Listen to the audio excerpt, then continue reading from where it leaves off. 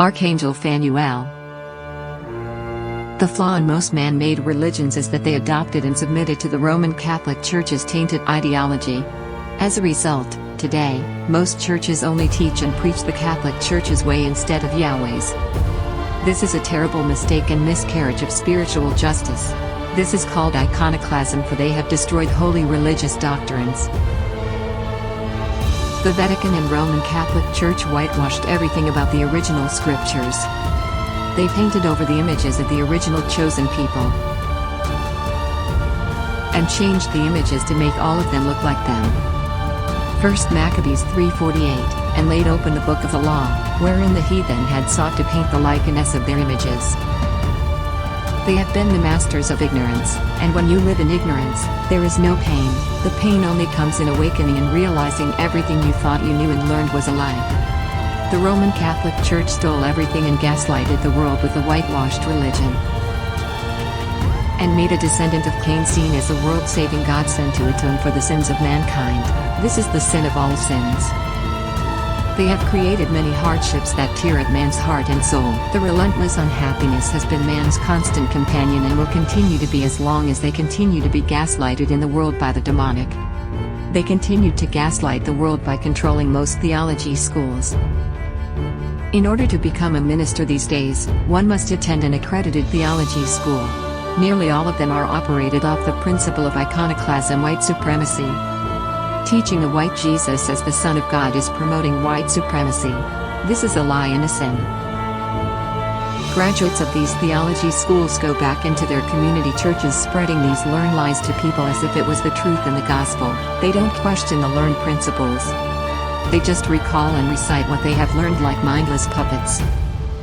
The iconoclasts letting their demons suggest to man that death is better than life when faced with a crisis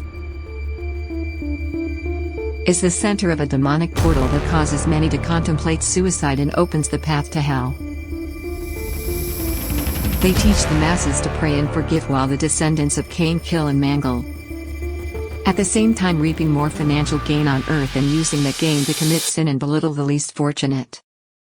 Churches do very little for their members but take their money and put it in government-controlled banks to allow certain members to use the funds for their own best interest. In man's year of 700 AD, there was a big demonic divide in Celtic religions. The Antichrist influenced the Turks, the people of Hungary and Turkey, to reject both Christian beliefs and atheist beliefs and form a new religion. And they called themselves Jews. These were Caucasian so-called Jews, something the world had never witnessed. They had no ties geographically to the area of the original 12 tribes of Israel, sons of Jacob. All African men. And they gaslighted the entire world by declaring they were the real chosen ones,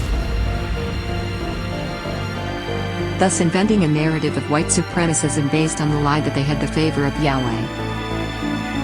They created this imaginary narrative, but facts will prove to fail them.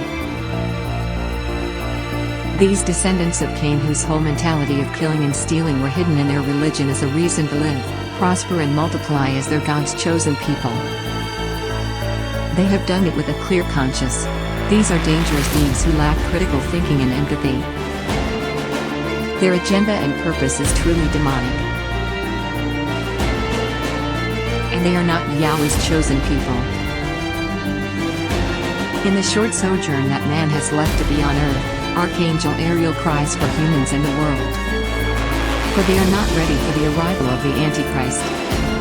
She ponders what becomes of the ones not on the path to Yahweh, and where do they go from here? When it is too late, as the full force of evil is released upon the world. Heed this warning: once you know better, do better.